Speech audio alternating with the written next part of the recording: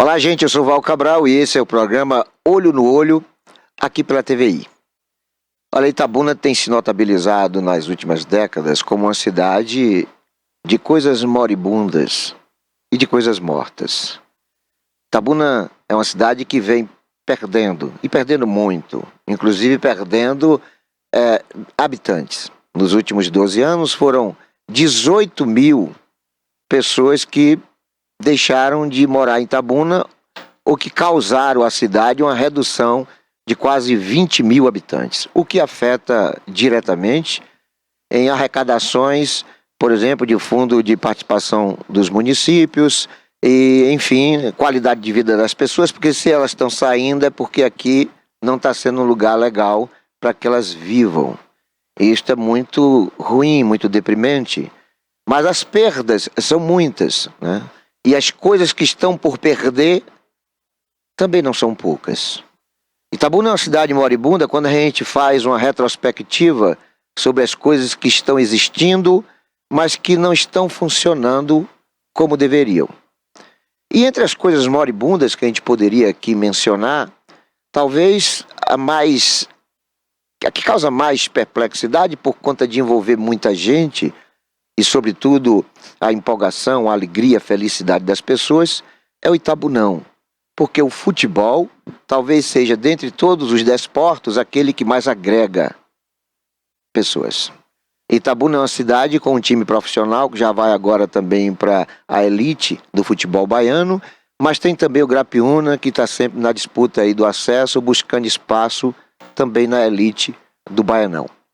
Então Itabunão acaba sendo ponto de referência para agrupamento de multidões, pois o estádio está sucateado, está moribundo a ponto do Itabuna ter que jogar em Ilhéus, no estádio Mário Pessoa, em função de que o Luiz Viana Filho, apelidado de Itabunão, encontra-se moribundo.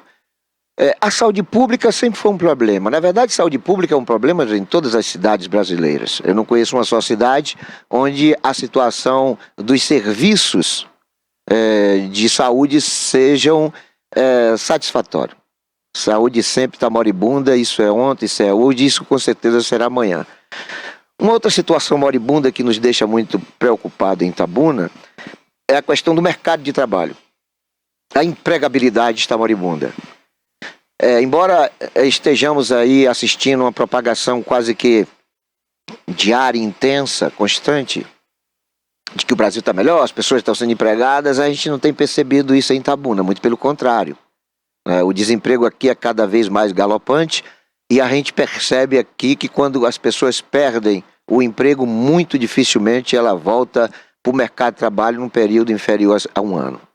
Então é possível que nós também elejamos o mercado de trabalho como moribundo, né? Empregabilidade moribunda em Itabuna. Segurança pública é outro problema, moribunda em Itabuna, né? A cidade já foi a mais violenta do Brasil, mas sempre está ali entre as mais, né? Está sempre no pódio, está sempre referenciada como uma cidade insegura, uma cidade muito violenta, onde os assassinatos são diários, quase diários, mas constantemente eles estão sendo motivo de manchete na imprensa. Muitas pessoas sendo assassinadas em Itabuna. E outro problema que já perdura há mais de 40 décadas, e eu falo isso com muita propriedade porque eu sou ribeirinho, é o Rio Cachoeira. Eu me recordo que há mais de 40 anos atrás, eu e meus 5 irmãos, nós tomávamos banhos e brincávamos diariamente no Rio Cachoeira. Era a nossa diversão de domingo a domingo. Invariavelmente, quando estávamos estudando pela manhã, com certeza, se quisessem nos encontrar, nos veriam no Rio Cachoeira à tarde. E muitas vezes nós só saímos do rio à noite. Então o Rio Cachoeira já foi assim uma fonte de renda para areeiros, para pescadores e de entretenimento para os seus moradores. Todavia, Itabuna tem hoje o Rio Cachoeira, se não moribundo, já morto. Eu poderia até aqui, sem muita dificuldade, afirmar que o Rio Cachoeira hoje virou um esgoto a céu aberto. Um gigantesco esgoto, um lago, são 160 metros de largura, e o rio hoje corta a cidade numa situação de quando há muito calor, uma fedentina insuportável. Então o Rio Cachoeira está naquela condição que a gente chama de moribundo. A cultura também é outra situação moribunda em Itabuna, sobretudo nos últimos anos, né? Atualmente a cultura está sob responsabilidade de um cidadão que tem dado demonstração de inabilidade, de insensibilidade, de irresponsabilidade de gestão à frente da FIC, que é a Fundação Itabunense de Cultura e Cidadania. O Aldo Rebouça, seu presidente, é o que há de pior na história das direções da FIC em Itabuna. Consequentemente, cultura e arte são artigos moribundos em Itabuna. Nós perdemos festivais de dança, de teatro, de música, nós perdemos grandes eventos de capoeira, nós perdemos, enfim, exposições de arte, bienais. Nós perdemos muito, sobretudo nos últimos 3 anos. É óbvio que a situação é moribunda, e tudo que é moribundo pode ter uma sobrevida. A outra coisa que está moribunda e que não afeta somente Itabuna, mas que está diretamente ligada aos itabunenses, até porque o que ainda resta de ocupante de cargos de gente de Itabuna, eu me refiro à CEPLAC. A CEPLAC, que já teve uma patrulha mecânica gigantesca, muito superior a todas as cidades baianas, incluindo aí a capital, Salvador, e que tinha assim, mais de quase 5.000 funcionários, e hoje a CEPLAC está moribunda. É uma CEPLAC que hoje já não tem 1% daquilo que tinha a nível de recursos, a nível de potencialidade de intervenções na infraestrutura, na educação, na saúde, sobretudo da região cacaueira da Bahia.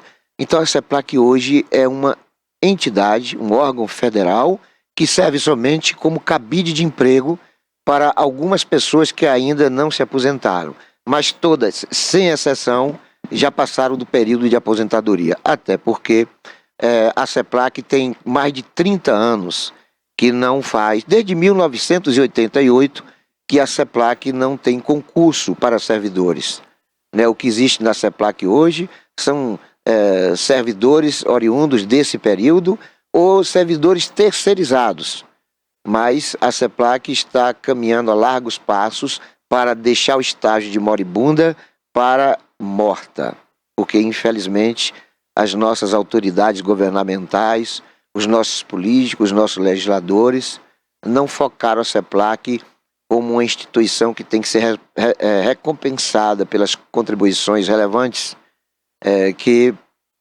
fez a região do Cacau prosperar e, consequentemente, contribuir para que outras regiões como a zona do Sisal, a Chapada Diamantina, a própria zona metropolitana de Salvador tivessem prosperidade nas últimas 4 décadas, porque era do cacau, dos 10% oriundo do imposto do cacau, da exportação, da produção do cacau, do dinheiro gerado pelo cacau, que os impostos viabilizaram a prosperidade em toda a Bahia. Há 4 décadas atrás não se pagava a folha dos servidores estaduais sem que primeiro não chegassem os recursos oriundos dos impostos do cacau. Então a região hoje é abandonada e o símbolo maior desse abandono está justamente na instituição que mais contribuiu para a revitalização de toda a Bahia. Mas no campo do que já está morto, o nosso histórico também não é pequeno. Eu poderia aqui passar mais de 1 hora falando somente do que está aí, mas de maneira fictícia, né? São órgãos, são projetos que estão moribundos e que sobrevivem com muita dificuldade à espera somente da sua condição de mortalidade. Mas as perdas são muitas. Nós somos uma região de perdas e talvez nenhuma cidade tenha perdido mais nas últimas décadas do que Itabuna. Itabuna, que tem um histórico de prefeitos que são pobres e que prefeitos são pobres em cidades, em prefeitura muito rica, mas que depois deixam a prefeitura muito pobre e saem bilionários. Esse histórico é sistêmico já há muitos anos, né, que a gente tem visto esta realidade dramática de uma cidade que precisa de prefeitura rica, mas que acaba tendo somente prefeitos ricos. Consequentemente, a pobreza é que acaba causando aquilo que anteriormente eu me referi, que é o êxodo. As pessoas saem de Itabuna. Repito, foram 18.000 itabunenses que deixaram de morar em Itabuna por conta das gravíssimas consequências das crises financeiras. E para Itabuna, as crises são muito mais graves do que aquelas sentidas pela grande maioria das cidades brasileiras. Porque aqui nós temos o impacto de uma crise internacional, não somente em função dos preços dolarizados do petróleo, mas também da crise do preço do cacau. Nós temos aqui a crise nacional, que é a crise do desemprego, a crise da violência, a crise do sucateamento de serviços vitais para a população, como saúde, educação e assistência social. Nós temos a crise estadual. O Estado hoje é falido a ponto de, recentemente, o governador ter subtraído ou ter conseguido um empréstimo de 1,5 bilhão, porque o Estado da Bahia está falido e tudo que hoje é empreendido pelo governo estadual é focado basicamente na zona metropolitana de Salvador e algumas migalhas para Feira de Santana, para Vitória da Conquista, Juazeiro, e o que sobra das migalhas às vezes acaba indo para o extremo sul. Itabuna muito pouco, Ilhéus muito pouco, né?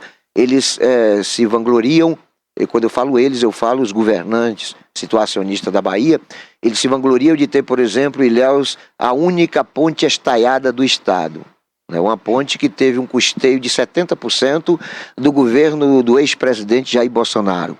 O município entrou com 2%, o estado com 28%, mas 70% de todo o custo de construção da única ponte estaiada da Bahia, estes custos foram oriundos em 70% do governo federal, através do presidente Jair Bolsonaro. Tivemos também a ponte, a barragem do Rio Colônia, que também foi uma obra bancada por recursos federais. Então, muito pouco nós temos aqui que vieram propriamente do erário estadual. Recentemente, o governo do estado, isso já há uns 5 anos para cá, o governo do estado tem feito proliferar em algumas cidades do sul da Bahia, do extremo sul, as chamadas policlínicas, né, que são mini hospitais ou postos médicos avançados para atendimento de alta e média complexidade nos serviços de saúde pública. Só que esta é uma área que é de responsabilidade exclusiva do governo do estado. Alta e média complexidade é de responsabilidade do governo do estado, porque recebe do governo federal recursos para esta demanda, cabendo aos municípios apenas o financiamento, o patrocínio da saúde de base, né? Ou seja, a prefeitura tem cuidado dos postos de saúde para a chamada assistência de pequeno impacto.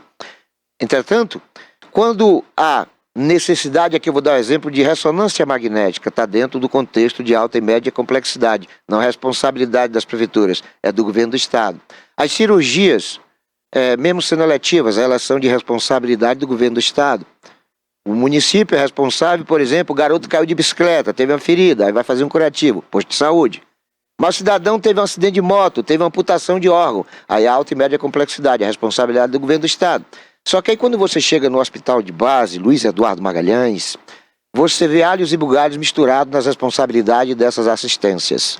Você vê ali cirurgias, você vê pessoas amputadas, pessoas vítimas de bala de fogo, de arma de fogo, de arma branca, enfim. Você vê sendo atendidos pacientes que não são propriamente da responsabilidade do município, e sim do estado.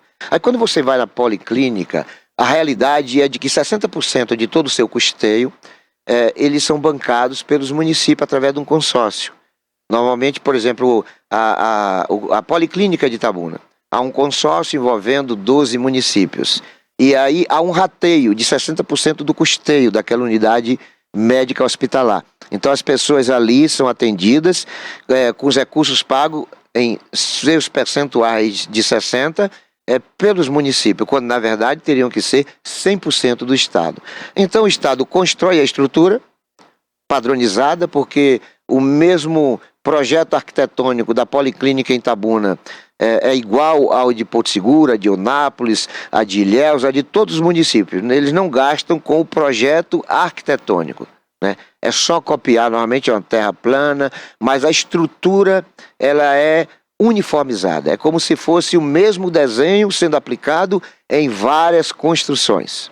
Se você vai construir um prédio hoje, requer ali projeto arquitetônico específico para aquela demanda. No caso das policlínicas, não. É um desenho arquitetônico apenas. A estrutura é igual, as dimensões, enfim, tudo é muito parecido quando você sai de uma para outra em município diferente, às vezes até na mesma cidade. Itabuna vai ter a segunda UPA agora. Se você for em uma, você vai ver que as cores, as dimensões simétricas, tudo muito parecido, os equipamentos, tudo muito igual. O que significa dizer redução de custo. Todavia, o que reduz mais os custos é o financiamento do consórcio para gastos que deveriam ser exclusivamente do governo do estado. Então, é um presente grego. É igual, por exemplo, o governo federal quando constrói creches nos municípios. Eu me recordo com uma certa prefeita, indagada por mim por conta da recusa de uma creche, e ela me falou: olha, Val Cabral, aqui nós temos creches suficientes para a demanda.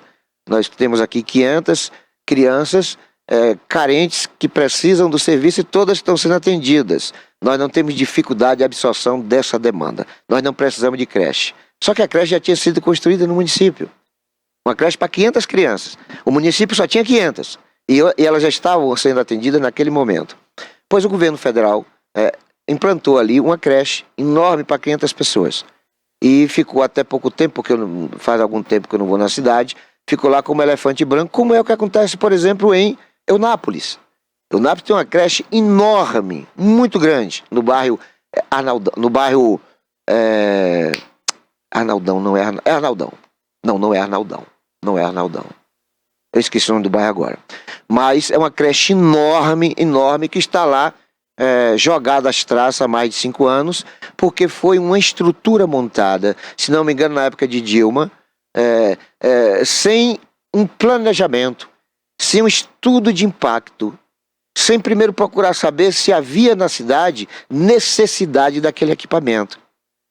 Porque puseram lá uma creche quando, na verdade, o município poderia estar precisando de mais postos de saúde, de mais hospitais, de mais estruturas de infraestrutura, né? Mais pavimentações, mais asfaltamentos, enfim, melhor cuidado com as estradas vicinais, melhores equipamentos na área da educação, mas não, puseram lá uma creche sem nenhuma serventia, porque o Nápoles é bem servida na questão das creches. Então está lá um elefante branco, mas esta é uma realidade que não se atém apenas a Eunápolis. Esta é uma realidade generalizada. Quando a gente vai nos municípios, a gente vê coisas muito, tipo jogadas traças, mortas ou moribundas. E como a gente estava falando de coisas moribundas, eu quero aqui relatar, ou pelo menos falar, de uma coisa que tem nos preocupado, que a gente falou da CEPLAC, mas a gente não falou dos escritórios da CEPLAC.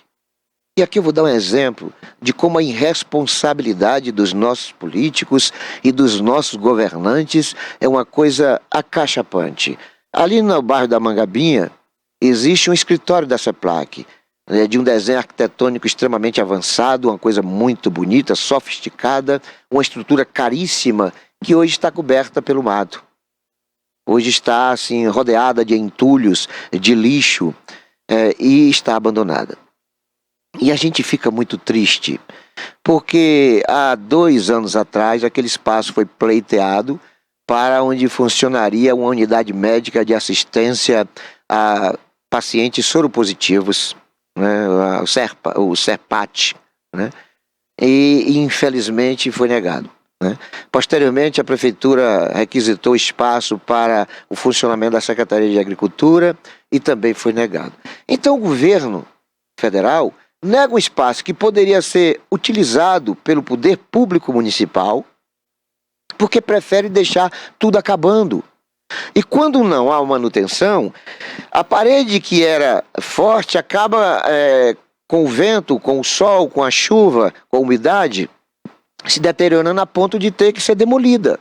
E toda aquela estrutura terá que ser reconstruída simplesmente por conta de que a insensibilidade, a irresponsabilidade dos nossos políticos e dos nossos governantes não quis ceder para o poder público municipal um espaço que poderia estar hoje lá, sendo de uma serventia muito grande, sobretudo para o setor rural, para as políticas públicas agrícolas. Mas está lá, está morta. Aí quando a gente vê as coisas que já perdemos, ou seja, as coisas que já morreram, que não temos mais. Houve uma época que Itabuna tinha 7 cinemas, né? Eu me recordo que o meu primeiro filme, e até hoje eu fico perplexo diante do que tenha sido motivação para que uma criança de 8 anos se deslocasse do colégio Antônio Osório até o Marabá. Nós tínhamos ali o cinema Cine Marabá, para assistir o filme Dil, Como Te Amo. É um filme romântico, um filme maravilhoso, preto e branco ainda. Mas um filme que eu até sugiro que as pessoas, através do YouTube, assistam, que é um filme muito legal. Mas não é um filme para criança. Não é um filme para criança. E eu fui, aos 8 anos de idade, levado pela diretoria da escola Antônio Osório para assistir esse filme no Marabá. O Marabá não existe mais. O colégio ainda existe, mudou de nome, já não é mais Antônio Osório. Não é mais a mesma escola de antes, porque antes a escola era repleta de janelas de vidro, hoje é cercada, hoje tem vídeo monitoramento, tem guardas, vigilantes, enfim. Antigamente nada disso era necessário. Então não acabou o colégio, mas o colégio está somente guarnecido por conta de uma proteção que se julga ser necessária em função da insegurança pública. E o cinema Marabá morreu, como morreu também, e eu assisti filme no Marabá, assisti posteriormente, né? Me lembro até do Barretão, que era o porteiro, né? Interessante que as coisas a gente perde, mas a memória não. Então assisti também o Plaza, Cine Plaza, que depois veio ser academia, enfim. Assisti filme no Plaza, assisti filme... O último dos moicanos foi o Cine Itabuna. Assisti muitos filmes no Cine Itabuna. Enfim, eram 7 cinemas, 7 salas de cinemas há 4 décadas atrás. E depois de termos passado mais de 10 anos sem nenhum cinema, o Shopping Center reabriu o que havia fechado, né? Começou, depois fechou, e agora recentemente, eu acho que uns 2 anos, 3 anos atrás, o shopping daqui de Itabuna acabou abrindo o cinema, e nós temos o cinema do shopping. Nós perdemos teatros, né? Teatrinho ABC, eu me lembro que o Teatrinho ABC, ele funcionava onde hoje tem um parque de diversão e uma sorveteria na Praça Camaquã. Ali havia toda uma programação de cultura, de arte. E eu era guri, eu tinha 12, 13 anos. E lá em casa havia uma lei, né? Lá a gente tinha que estar todo mundo em casa no máximo 10 horas. Né? No máximo 10 horas e na vista dos pais. Ou seja, eram 10 horas, 22 horas, mas nós tínhamos que estar na rua. Porque meu pai, esporadicamente, estava saindo, minha mãe, minha saudosa mãe, para que nos avistassem. Só que aí, eu sempre fui muito fã de arte, né? Eu tenho telas de Valdirene, de Carlos Santal, eu tenho 46 telas de pintura. Sempre fui fã de arte. E uma das coisas que eu gostava era assistir o show do Germano Silva, Edna Silva, infelizmente falecidos, um casal falecido. Dr. Romilton Teles Santos, Martelo e Martelinho, Dona Neide Prado, porque lá tinha um show de calouros. Cara, é um negócio interessante. E a programação, me parece que acabava 10 horas, né? Estava marcado para acabar 10 horas, eu tinha que estar 10 horas em casa. Só que às vezes a programação se estendia. Ia para 10h30, ia para 11 horas. E eu ficava até o final sabendo que eu ia apanhar em casa.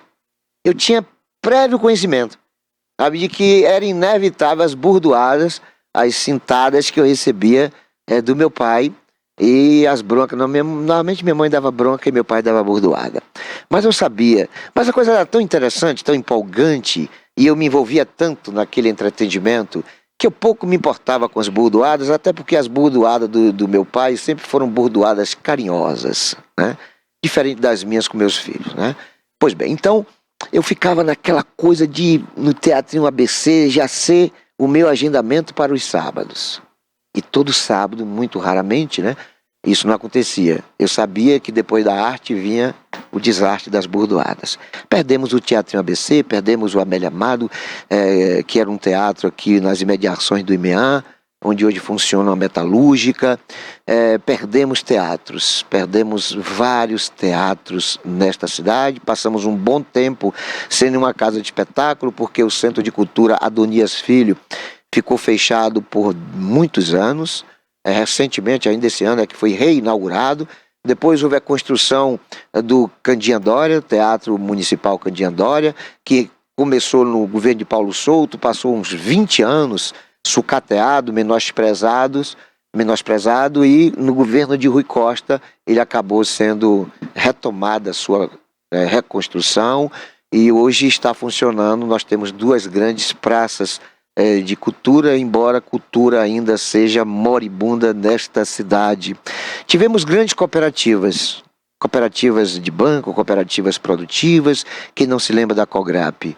Perdemos também, né? Perdemos a COGRAP é morta. Perdemos a CNPC, Conselho Nacional de Produtor de Cacau, que fazia de Itabuna capital nacional do cacau, porque ali eram discutidas políticas voltadas para o desenvolvimento da lavoura cacaueira, e sobretudo dali já se falava numa diversificação produtiva rural, porque já se cansara naquele momento da monocultura do cacau.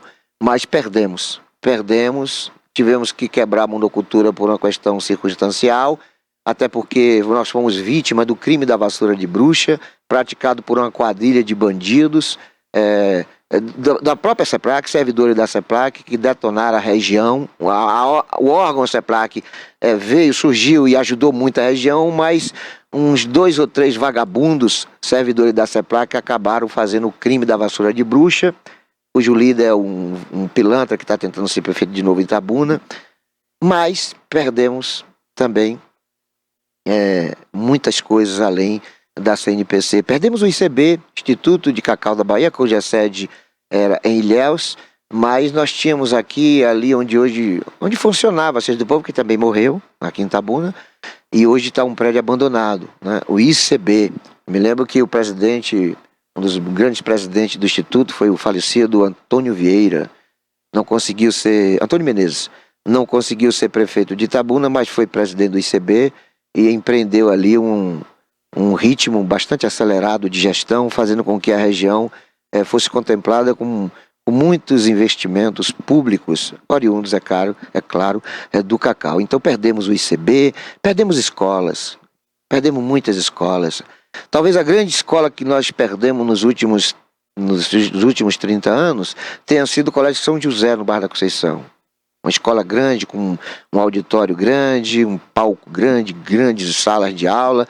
Perdemos a escola São José, uma escola estadual. Perdemos a escola Maria de Lourdes, que foi vereadora em Santa Amaro, itabunense. Ela foi, inclusive, foi o primeiro presidente do GAPA de Itabuna, ela era minha secretária, professora Maria de Lourdes. Então tinha um colégio lá no São Caetano, no complexo dos colégios estaduais, aquele colégio primeiro, grandão, alto, enfim, chamava-se Maria de Lourdes, né? Perdemos aquela escola, embora o governo esteja reativando aquela unidade escolar, mas muitos anos se passou com aquela escola perdida. Perdemos também o Colégio Heraldo Tinoco, no mesmo ambiente do complexo escolar do São Caetano, né? Perdemos várias escolas, não só do município. As escolas rurais, nós perdemos quase todas.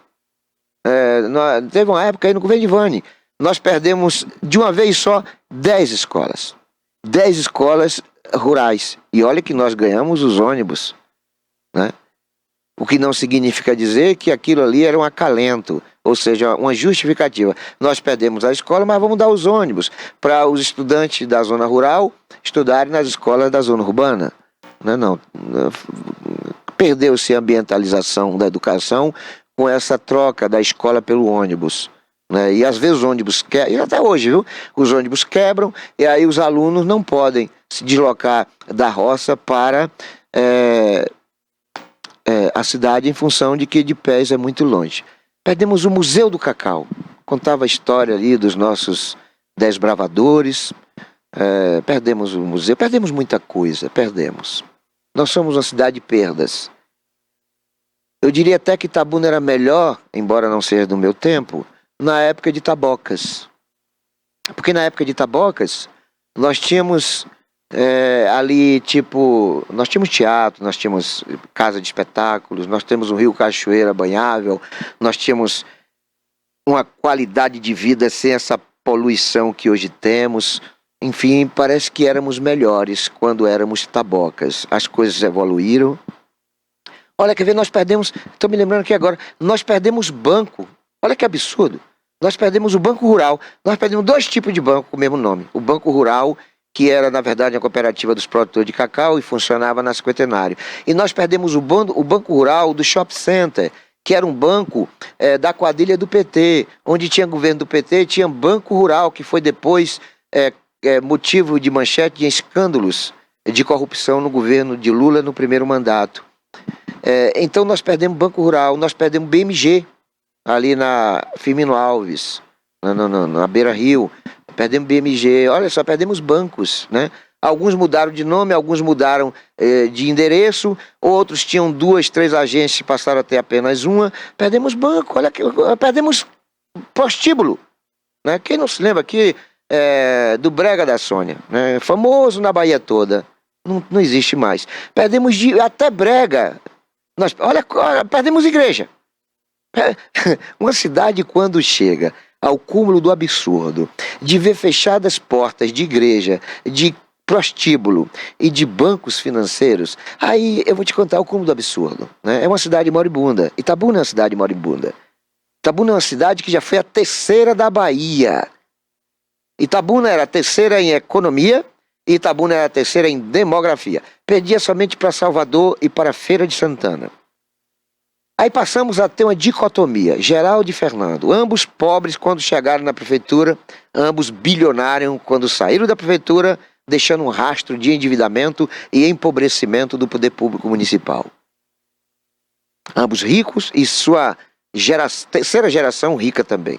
Todo mundo rico na família de ambos, mas a cidade pobre, com pessoas empobrecidas, com pessoas sendo empobrecidas em função do enriquecimento dessa turma predadora, sanguessuga, que fez com que o dinheiro público fosse motivo de suas prosperidades, dos seus enriquecimentos súbitos e ilícitos.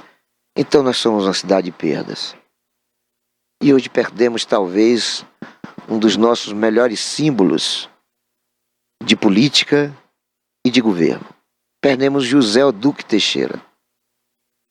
José Duque Teixeira foi para Itabuna, eu diria que a melhor parte da sua história, no que diz respeito à bravura, à honestidade, à seriedade, à ética, na execução do governo, na realização da política, sempre muito interessado no desenvolvimento de Itabuna. José Duque Teixeira talvez seja a personalidade que Itabuna vai ter marcada pelos seus próximos 500 anos.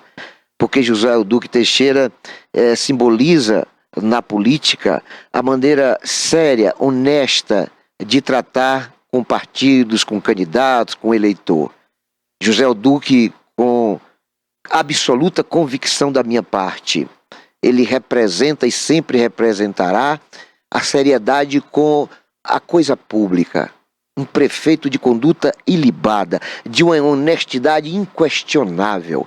Um homem que chegou em Itabuna vindo de Sergipe pobre, vendendo garrafas, mas trabalhando diuturnamente de domingo a domingo de maneira incansável. Chegou a se tornar uma das maiores fortunas dessa cidade, sem nunca ter sido alvo sequer de uma suspeita, de uma investigação que estivesse cometido arbitrariedade, corrupção, fraude, formação de quadrilha, como infelizmente passou a acontecer com a sua saída da prefeitura, sobretudo nas eras de Geraldo e de Fernando. Fernando Gomes começou com o Duque. Foi secretário de administração quando o prefeito era o Duque Teixeira. O Duque Teixeira, desbravador, construiu uma prefeitura que, ainda que fosse hoje, seria uma coisa de causar perplexidade ao país, porque construiu um prédio enorme no centro da cidade, onde ali funcionava uma feira livre, sem sequer ter sido desviado um tijolo. E olhe que naquela época nós tínhamos uma Câmara Municipal que não era cooptável, nós tínhamos uma Câmara independente, pessoas que dignificavam o Legislativo, e que jamais deixaria passar qualquer indício, qualquer hipótese, qualquer suspeita de incorreção, de corrupção, de fraude, sem que não fosse averiguado. Pois o Duque nunca e olha que eu sou filho dessa terra, nunca Oduque foi alvo de qualquer que fosse a crítica, a denúncia de que ele houvera tratado o dinheiro público como sua propriedade particular. Oduque, ele vendia pneus, mas nunca vendeu pneus para os automóveis da prefeitura. Oduque vendia automóveis, nunca vendeu automóveis para a prefeitura. Oduque vendia combustível, nunca vendeu gasolina nem óleo para a prefeitura. Oduque foi comerciante e explorou quase todos os segmentos comerciais dessa cidade. Foi presidente da associação comercial, tinha ligação direta com a CDL, era um protagonista do desenvolvimento econômico dessa cidade, tinha o poder da caneta, podia decidir a quem a prefeitura daria a sua compra, o seu contrato, mas ele nunca usou dessa prerrogativa motivo de se locupletar do poder. Oduque deixa viva em nossa memória a convicção de que nem todos são iguais. Que a gente não pode generalizar na política os bons sendo escassos. Não, nós temos pessoas sérias, honestas, né? Pessoas que infelizmente estão nos deixando ou que não tiveram oportunidade de chegar ao poder. Eu cito aqui o Dr. Renato Costa, um homem de uma conduta irrepreensível, direito, honesto, sério, tanto quanto foi Oduque. Tentou ser prefeito 3 vezes, não conseguiu. Oduque, depois que foi prefeito, tentou, não conseguiu. Porque depois que Oduque saiu, houve uma repaginação na cabeça do eleitor. Porque entrou o advento da mercantilização do voto. Oduque nunca comprou voto. Oduque se elegeu pela vontade popular. Mas depois de Oduque, você não teve mais isso em Itabuna. Depois de Oduque, ninguém mais foi eleito pela vontade da maioria da população. Todos os prefeitos que o sucederam tiveram que forjar nas suas coligações o máximo possível de partidos. E a maioria dos partidos não passa de quadrilha, não passa de organização criminosa. E Oduque jamais faria conchavo. Oduque jamais faria um acordo com um partido que fosse travestido de facção criminosa. Não fazia o jogo de ter que dar um cargo ou que dar dinheiro para obter o apoio de um segmento, de um sindicato, de um partido político. Mas depois dele, esse é o jogo. Eu tenho sempre falado para os amigos, eu tenho um amigo que é candidato a prefeito aqui, votei nele para deputado federal, o Isaac Neri. Isaac Neri, ele tem um perfil radical e intransigente de querer colocar na prática aquilo que ele acredita. Eu falei, meu amigo, não é que eu quero que você entre no jogo sujo da política, mas o seu maior embate não vai ser contra Augusto Castro, Pancadinha, contra Chico França, contra Guinho, contra Azevedo. O seu maior embate vai ser com o eleitorado itabunense, que é um eleitorado imediatista, invejoso, pelego. 80% das pessoas vão para as urnas já com o voto alienado comprado. Eu espero que esta realidade se restrinja a Itabuna, espero que essa coisa não seja generalizada nos 5.570 municípios brasileiros, né, porque aí a minha infelicidade em função dessa realidade será gigantesca. E eu falei para o Neri, ele não quer ser vice de ninguém, não quer se misturar com muita gente aí que está na disputa, ele é muito radical naquilo que ele defende e acredita. Itabuna precisa de gente assim, ele não vai ser eleito, justamente por essas virtudes. Olha que paradoxo, o sujeito não é eleito porque é direito. Olha o caso do Dr. Renato Costa. Dr. Renato não foi eleito, não é porque ele é sisudo, não é porque ele não tem sorriso farto no semblante, no rosto. Ele não foi eleito porque ele não é de fazer o jogo, sabe? Ele não é da corrupção, ele não é de fazer a malandragem, não é de fraude, não é de cooptação através de recursos públicos, não é de lotear, né, colocar o governo com feudos. E o Isaac tem esse perfil. Talvez, eu não creio que ele tenha nascido na época de Oduque prefeito, ele é muito mais novo do que eu, tem idade de ser meu filho, mas eu era, na época de Oduque, eu era adolescente. Então é da escola de Oduque, Renato Costa, Isaac Neri, sobretudo esses dois. Os outros eu não sei até quando, não sei, talvez um pouquinho Chico França. Os outros eu não colocaria assim com a absoluta afirmação de ser da escola de Oduque, porque Oduque fez escola. O Duque nos fez acreditar que no meio do arroz os joios têm que ser separados. Quem tem que saber o que é alho e o que é bugalho. Nós temos que ter discernimento em nossas decisões. Que quando os nossos antepassados, quando as gerações passadas elegeram o Duque para prefeito,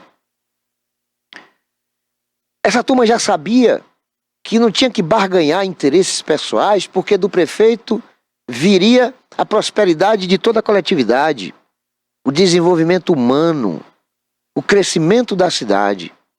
Mas aí, não sei se por coincidência, depois de Oduque, as coisas ficaram degeneradas. As coisas ficaram venais. E o eleitor hoje só quer votar no candidato a vereador, no candidato a prefeito, se ele ganhar uma cesta básica, se ele ganhar uma cédula de R$100, de R$50, de R$200, se prometer emprego, se prometer uma casa habitacional, um benefício habitacional, enfim. O eleitor hoje ficou complicado, ficou difícil. Ficou muito difícil ser candidato quando a pessoa tem boas intenções, a pessoa é qualificada para exercer aquele mandato, porque o que está valendo hoje não são valores e nem virtudes éticas. O que está valendo hoje é a capacidade das pessoas juntarem cédulas de R$200 para distribuição entre aqueles que se propõem a votar no candidato, se for beneficiado pessoalmente. E voto não tem preço, tem consequência. Eu tenho ouvido muito esse adágio. E é verdade. Quando a gente elege um candidato ruim, as consequências são péssimas. Quando a gente vê no cenário político pessoas bem intencionadas, e elas existem, tanto para prefeito, eu citei aqui três, eu cito aqui pessoas que eu sei que são da escola de Oduque.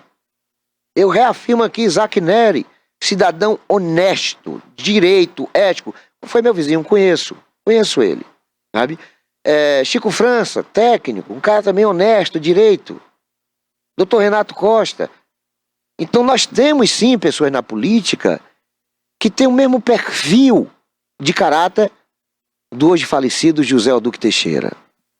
Nós precisamos ter na prefeitura pessoas que entendam que o que é público não é seu.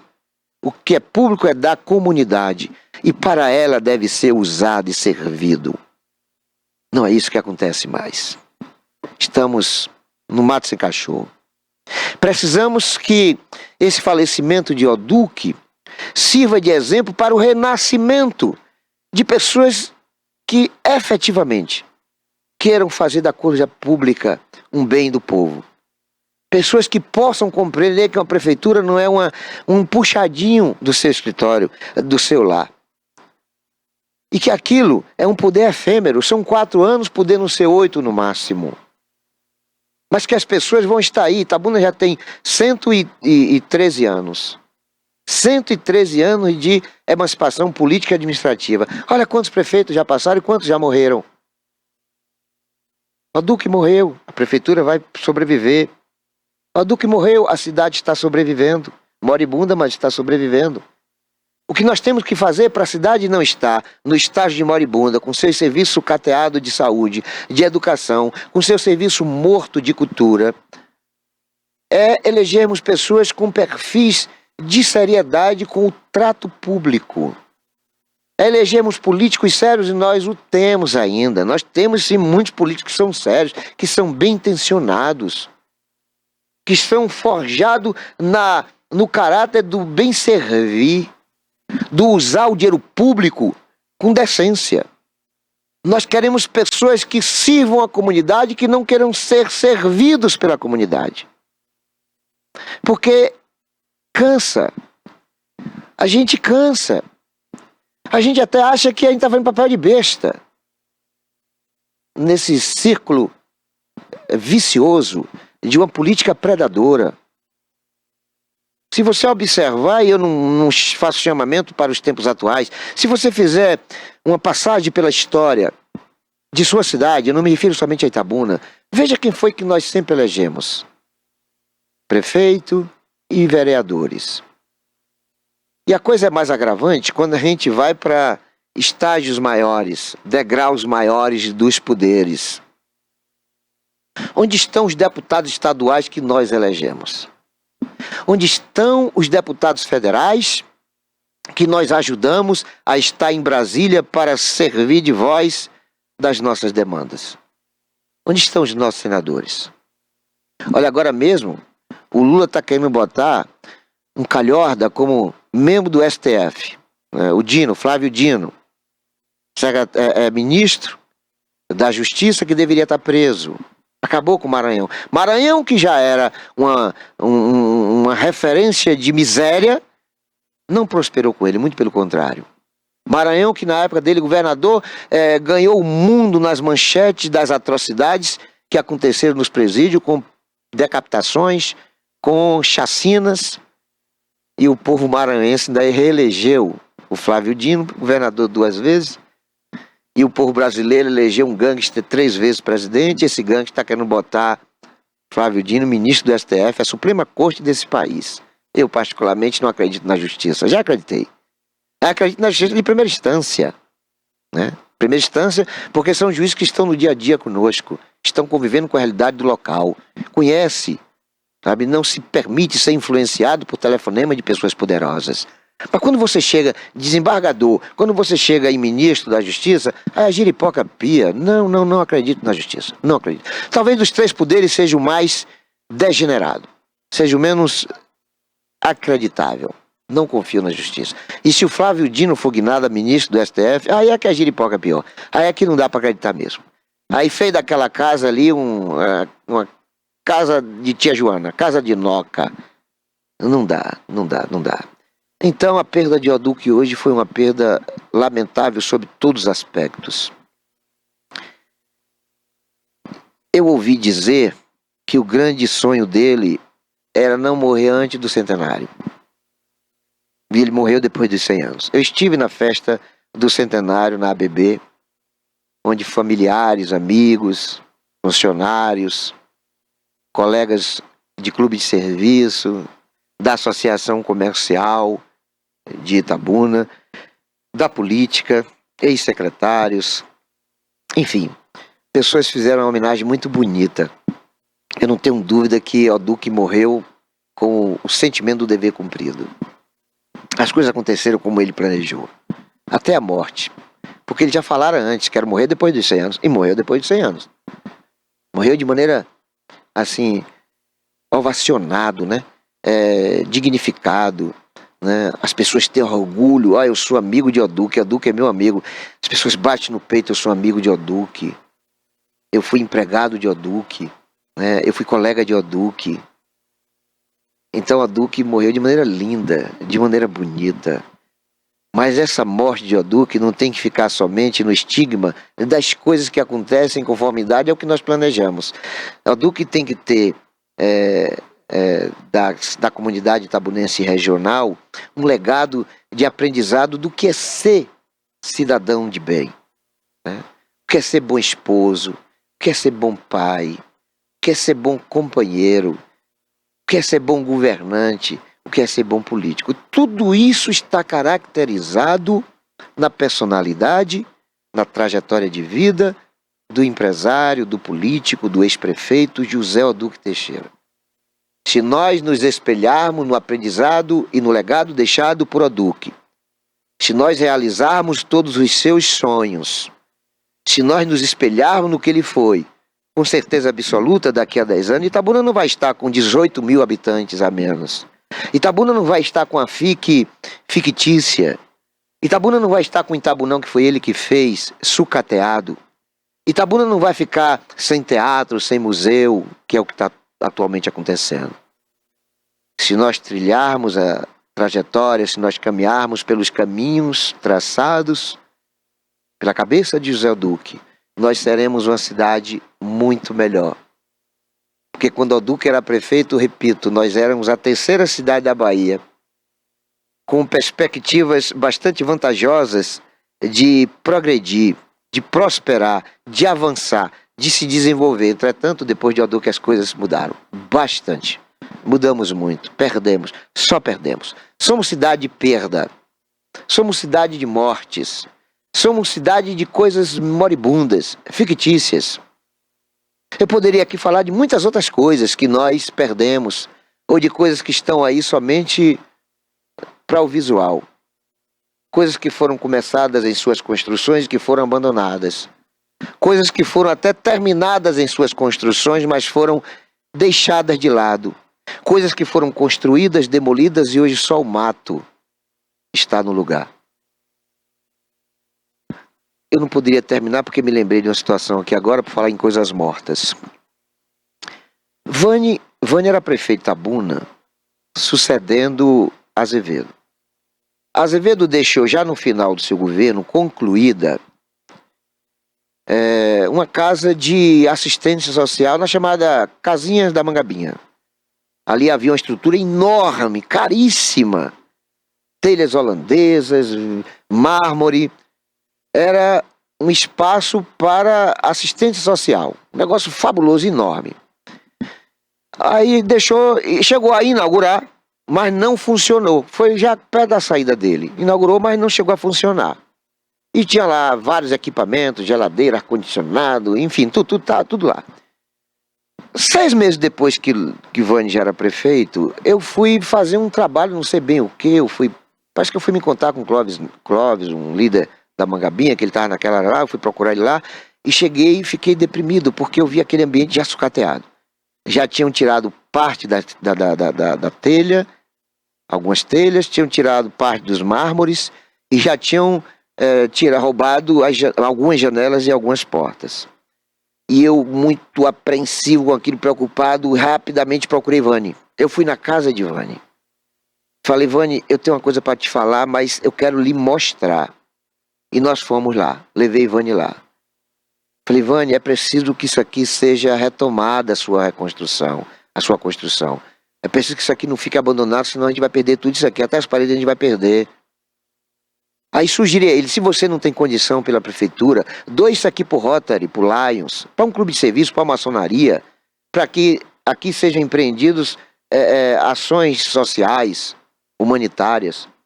Ele até me deixou designado para resolver isso, procurei, mas os clubes não se interessaram. E eu sempre falando com ele, rapaz, vamos cuidar daquele setor, daquela área, daquele local ali. Eu sei que 2 anos depois, só as paredes. 2 anos depois. Já tinham roubado tudo. Roubaram todas as grades, todas as portas e portões, eram janelas enormes. Roubaram todos os vidros, todas as mármores, todas as telhas. Só tinham literalmente parte das paredes, que até algumas paredes foram demolidas para roubarem os tijolos. E hoje, nem o chão tem mais. Eu falo dessa Itabuna, de perdas, de mortes, que devem servir de lição para que isto não seja repetido. Das coisas que a gente perdeu, coisas que morreram, o que a gente tem que repetir são os ensinamentos de personalidade como a Duque. Mas as coisas que nós perdemos, banco de sangue, banco de hora, muito banco de alimento, tantas coisas que nós perdemos. E as coisas não estão sendo ressuscitadas, reencarnadas, reconstruídas. Hospital Maria Goretti. Uma vez chamei a Verada Anunciação, que era presidente do PT, e falei para ela, eu vou construir uma estátua de 3 metros, 4 metros sua, sabe? Se você conseguir influenciar o governador a reconstruir Maria Goretti. Entrou por um ouvido e saiu pelo outro. Falei, você tem dívida com Itabuna, você foi vereador aqui. Você ficou rico aqui. É claro que eu falei com um jeito, né? Porque ele é meu amigo. É meu amigo não, ele é meu conhecido. Tem uma relação muito boa, embora ele seja do PT. Pois bem, está lá abandonado até hoje, está até à venda, R$ 1.500.000. Micharia para o que eles gastam com um posto de saúde, imagine com um hospital. É porque, infelizmente, a nossa classe política não contribuiu. De Oduque para cá, a nossa classe política não contribuiu. Então, para encerrar, eu quero aqui manifestar a minha solidariedade à família, que Deus conforte os corações de todos os familiares e amigos do saudoso, já saudoso, José Oduque Teixeira, que Deus o acolha em sua benevolência. Com certeza Deus vai dar o merecimento de Oduque, né? Ele vai ter agora paz celestial, ele que deixa um legado, que deixa contribuições formidáveis para o nosso crescimento cristão e humano, né? Conceitos de família, conceito de convivência, sinergia humana. Oduque parte deixando em nós esse sentimento não de perda, de saudade, de ganhos. ganhos da sua aula, porque ele foi uma escola. Ele é um legado que não pode ser esquecido. Ele deu lições que devem ser seguidas. É como o mapa do governo e o mapa da política. Se nós trilharmos os caminhos traçados por Oduque, nós teremos mais Oduque no nosso futuro. Nós teremos mais Itabuna, com prefeitos que tratam a prefeitura como bem público e não como um puxadinho dos seus interesses financeiros. Eu quero agradecer a todos que têm sempre nos prestigiado com a audiência e quero dedicar esse programa hoje a essa personalidade fabulosa, fantástica. Ai do Brasil se em cada cidade existisse um Oduque e que esse Oduque vivesse 100 anos no mínimo, para servir de bom exemplo de cidadania, de comportamento, de honestidade, seriedade, de ética e do bem tratar as pessoas. Vá com Deus, Oduque. Deus o abençoe. Fiquem todos com Deus e não se esqueçam jamais de que Jesus é o caminho, a verdade e a vida.